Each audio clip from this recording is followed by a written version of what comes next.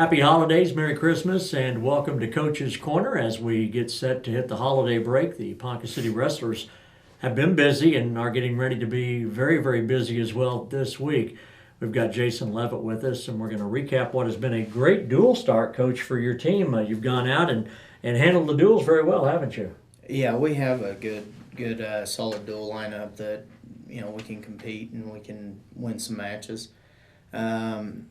Tournament wise, I think that we've got to readjust some weights if we want to be able to compete in tournaments. So, that's something that we'll look at coming back out of Christmas break and try to get these guys where they're more or less focusing on controlling their weight and a diet and buying into not cutting weight but getting weight off the right way, which it's okay to eat meals, but it's just they want to go and splurge every meal, and that's where the problem is. So that the goals have got to outweigh that hunger. So in essence, we just got to do a better job there and really get the kids bought into it. As a former wrestler and a champion wrestler, now as a coach, this is not the easiest time of year to conduct those practices, is it? To try to get them not to do that, temptation is awfully high. It's very high until some of them just make up their minds and they decide that they want to be a champion. I mean, we're just going to get the same result. Mm-hmm. And when they make up their mind, I can assure you, there isn't anybody better to take that advice from than me. Yeah, I went through it. I know exactly what they're going through, and whenever I decide to, put my goals ahead of, my own pleasures, which that was eating like normal. Right. I got down to the right weight, and I lost 25 pounds or more, and I won a state title. That was my goal, and my goal wasn't to go eat every meal. It was to limit intake, get out there, compete at a high level, and be the guy. Help your team, help your program. Well, that's and you've done this so long, and I've seen it as well from the best of coaches. That's the middle part. That wrestling, you got to be really, really good. But if you don't have the whole package, it's not going to work. Yeah, they don't understand. You got to get some weight off, or on the flip side of it, if you're not going to lose weight, you better be running 5 to 10 miles a day on top of your practice time. Mm-hmm. And you better be in great shape, and you better get out there and be physically tough and impose your will on people. I mean, that's the flip side of it. The other part of it is the tournaments that you go to are brutal. The Perry Tournament of Champions, you're getting ready for Kansas City, which we'll talk about, but you had 2 5ths and 2 6ths this weekend, and if you could maybe give us some thoughts on the overall team this weekend. I thought that, we had such a busy week going Tuesday and Thursday with 2 travels, being Enid and Midwest City. I thought that, going into a tournament, we tried to get some other kids in their duel against Midwest City to rest a couple guys and give them some time to work on their weight a little more. And, we went into the tournament. Kids are tired. I'm not making excuses for them, but it's just a reality of things. We had 9 guys returning the next day in Perry, and each one of those guys was a match away from getting into the placement rounds, and which is a significant improvement. I mean, they're all out there scrapping and battling every tick. And there's some small adjustments on some guys that's going to get them over that hump and make them better. And they're so close to really springboarding and getting better. With our fists, we had Lane Newland. He had to beat a return to state qualifier to place 5th. Ben Ralston went out there, wrestled tough all weekend. He got to the semifinals. There we just got in a wild scramble with the kid, and he caught us on our back, and that's just how it happens sometimes. And those upper weights, once you get to that position, it's hard to get away. Zeke Rubio, I felt like there was a little bit of error in that match that, we can improve on. I think that it was a situation where we can get better and we can learn from and grow from there. And then you had Austin Fry. He's just going to go out and battle every tick, and you know what you're going to get with him. Yeah, unless you're one of those guys that can go out like Coach was and win those first couple of matches and kind of set yourself up. There's a fine line, isn't there, between winning third and winning fifth or fourth or sixth. I mean, everybody is so good in there, and you see it whether it's the state tournament, the regional tournament, the Perry tournament. It's just so difficult. Just the margin of error is so slight between a third place finisher and a sixth place finisher. Yeah, and the funny thing about it is, the more you win, truly, the less you got to wrestle. I mean, it's a fact. Mm-hmm. And you get beat first round, you're going to have a ton of matches coming back just trying to get third.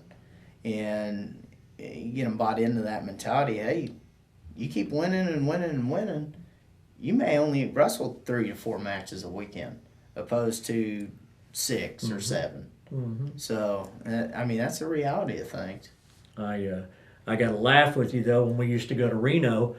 If you lost the first match, you had to wrestle, I think, 13 times to get back. And we had a kid named Dexter Morin, and I know you knew Dexter. Oh, yeah. And I think he wrestled like 11 matches in a day or a day and a half to get back there. So we're talking about relatively a mild thing compared to that. Did you ever go to Reno? I did. Okay. So you know what I'm talking about. Oh, yeah. There's some of those big national tournaments, and with Kansas City coming up, it's probably one of those where if you may have to wrestle a few more matches. Yeah, absolutely. Kansas City's a great deal for us. Now, it's not, I don't look at it as a gauge to where we are or anything like that. The only thing Kansas City is about is just going to get more mat time in.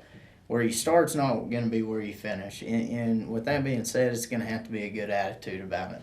All right, I'm right here right now. This is what I need to work on to improve. It doesn't mean that your season's over in December. We've got a lot of room to improve, and we got the kids to do it. That tournament, too, you got to understand that not everybody is a state champion, but there are a lot of state champion teams and wrestlers. And our guys are going to run into some guys that they probably aren't going to beat. So, like you said, you got to understand who you're up against. And some of those guys, Jason, aren't just state champions. They're guys that are recognized on a national level. That's how tough that tournament is. Absolutely. And what a great opportunity for our kids to just let it all hang out, and you catch somebody on their back, get a fall, make a name for yourself, and, springboard from where you're at to the end of the year. I mean, that's the one match that we keep talking to them about that can change their whole outlook on the sport.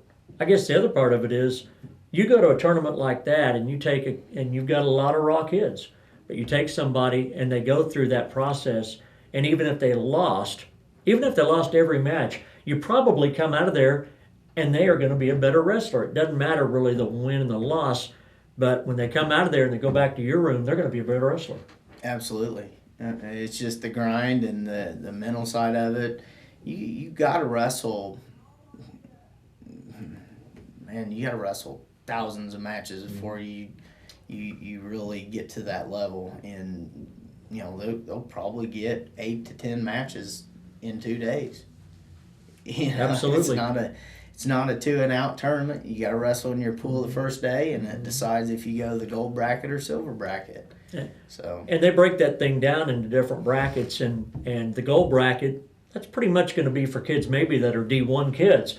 That middle bracket, if you can place in that thing, and for instance, you're a kid from Ponca City High School, that's probably going to be equivalent to maybe reaching a state tournament. And then they have a bronze bracket, I believe, which is the kids that place 16th through 24th.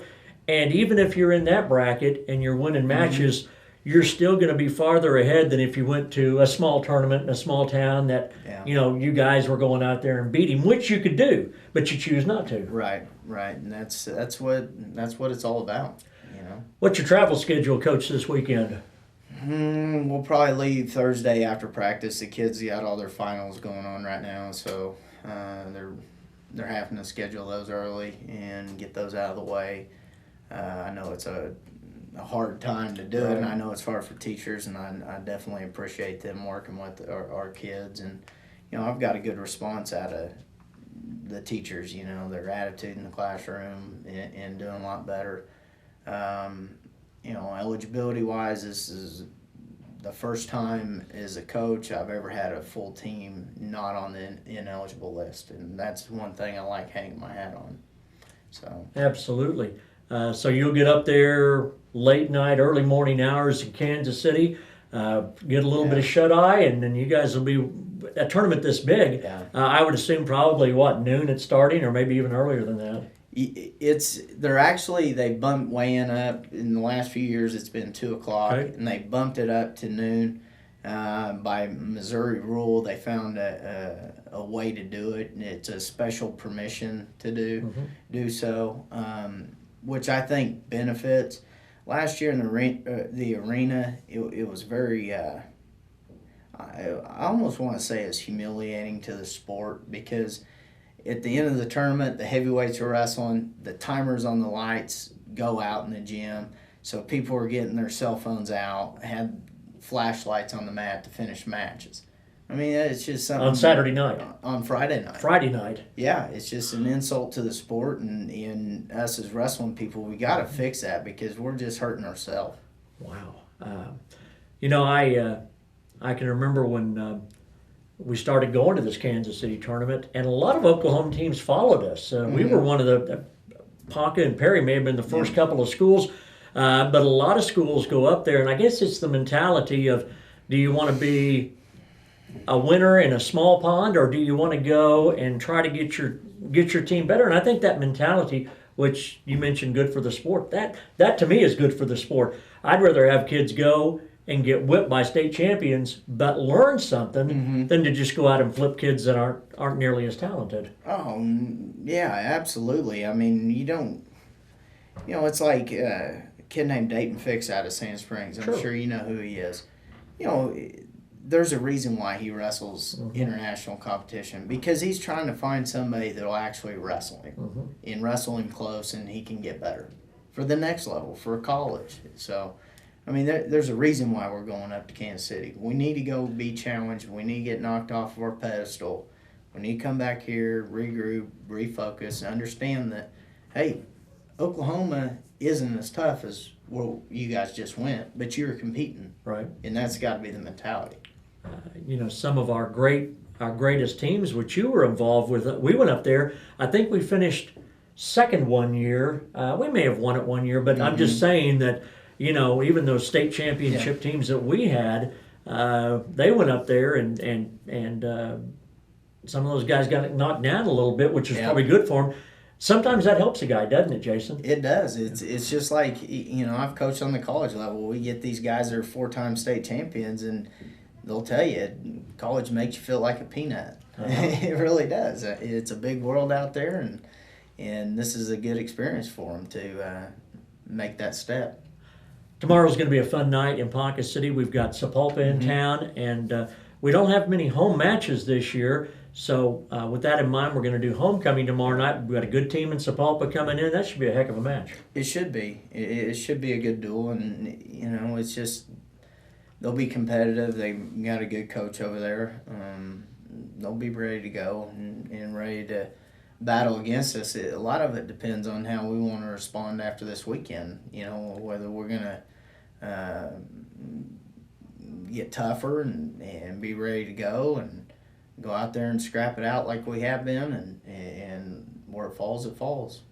You're in your third year now, and maybe it takes outsiders to see, but don't you feel like you're getting a little bit of that, I'm not sure I can do this, and getting kids that are more, I can do this, I think, I know, I just have to work on things. There's an attitude that has to leave and an attitude that has to come in. Do you feel like you're getting there? I feel like we're getting there. I can teach them all the technique in the world. But until they make the decision that they want to be a true winner, that all comes down to them. I mean, if I can't go out there and wrestle for them, they've got to step on that mat knowing that they're going to win, and that comes with many matches, gaining confidence.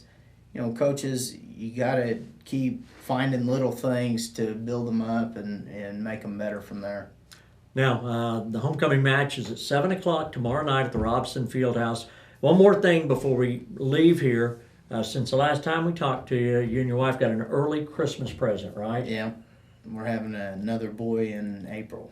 So a birthday, a Christmas gift in April, but it's going to be another boy, right? that's right. Congratulations to you, okay? And go get them this weekend and then relax do. for a little bit because it's a long season. And much good luck to you and your wife and your family, and have a great Merry Christmas. Thank you. Jason Leavitt, our wrestling coach, on this week's Coach's Corner.